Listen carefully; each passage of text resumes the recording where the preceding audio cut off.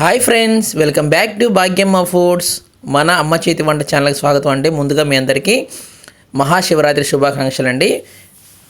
ఈరోజు మనం బగారా రైస్ తయారీ విధానం చూద్దాం. ముందుగా మనం ఒక గిన్నె తీసుకొని దాంట్లో నెయ్యి వేసుకున్నాం. ఆ తర్వాత దీంట్లో కొంచెం ఆయిల్ కూడా వేసుకోవాలి, 1 గంటే.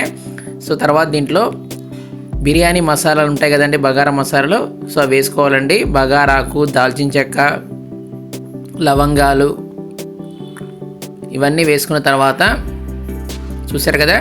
సో షాజీరా ఇవన్నీ వేసామండి. అవన్నీ వేసిన తర్వాత పచ్చిమిర్చి ముక్కలు కూడా వేసుకున్నాం. ఆ తర్వాత కట్ చేసి పెట్టుకున్న ఉల్లిపాయ ముక్కలు మరియు కొత్తిమీర కూడా వేసుకున్నాం. కొత్తిమీర తర్వాత పుదీనా కూడా వేసుకోవాలి. చూసారు కదా. ఇవన్నీ వేసిన తర్వాత ఇప్పుడు దీంట్లో గరం మసాలా, ఆ తర్వాత అల్లం వెల్లుల్లి పేస్ట్ కూడా వేసుకున్నామండి. ఇవన్నీ వేసుకున్న తర్వాత ఒకసారి వీటిని కలుపుకోవాలి.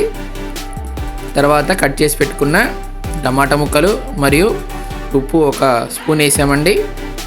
ఉప్పు వేసిన తర్వాత ఈ మొత్తాన్ని విధంగా కలుపుకోవాలి.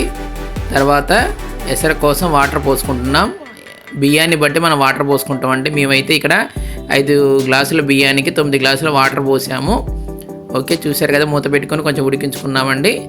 సో ఆ తర్వాత దీంట్లో బియ్యం వేస్తున్నాం. చెప్పా కదా 5 గ్లాసుల బియ్యం అండి ఇవి, అందుకే 9 గ్లాసుల వాటర్ పోసాము.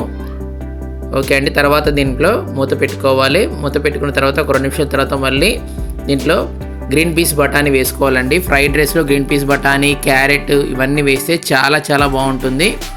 సో ఆ తర్వాత మూత పెట్టుకున్నాం. ఒక 3-4 మినిట్స్ తర్వాత 5 మినిట్స్ తర్వాత చూసారు కదండి ఎంత బాగా అయిపోయింది. వావ్, ఎంతో రుచికరమైన వేడి వేడి ఫ్రైడ్ రైస్ అనేది రెడీ అయిపోయినట్టే ఆల్మోస్ట్.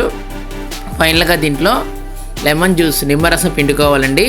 నిమ్మరసంతో చాలా టేస్టీగా ఉంటుంది. నిమ్మరసం వేసిన తర్వాత ఈ మొత్తాన్ని ఒకసారి అన్నానికి పట్టే విధంగా కలుపుకోవాలి. నిమ్మరసం వేయటం వల్ల అన్నం తింటుంటే కూడా పుల్ల పుల్లగా చాలా చాలా టేస్ట్ ఉంటుంది. సో ఇలా నిమ్మరసం వేసిన తర్వాత కూడా మళ్ళీ మూత పెట్టుకొని దానిపైన కొంచెం బరువు కోసం ఒక చిన్న రాయి పెట్టామండి, అన్నం మంచిగా అవ్వటం కోసం. సో తర్వాత ఓకే అండి, ఒకసారి కలుపుకోవాలి మూత తీసేసి. చూసారుగా గ్రీన్ పీస్ బటన్ అవన్నీ ఎలా కనిపిస్తున్నాయో కలర్ఫుల్గా. అంతే అండి, ఎంతో రుచికరమైన వేడి వేడి ఫ్రైడ్ రైస్ రెడీ అయిపోయింది. ఇప్పుడు దీన్ని ఒక గిన్నెలోకి, ఒక ప్లేట్లోకి సర్వ్ చేసుకుందాం. సో ఈ వీడియో నచ్చితే లైక్ చేయండి. మీరు కొత్తగా మన ఛానల్ చూసినట్టయితే సబ్స్క్రైబ్ చేయడం అస్సలు మర్చిపోవద్దు. దీని కాంబినేషన్గా పెరుగు మరియు లెమన్, నిమ్మకాయ సూపర్గా ఉంటాయి. థ్యాంక్ యూ అండి.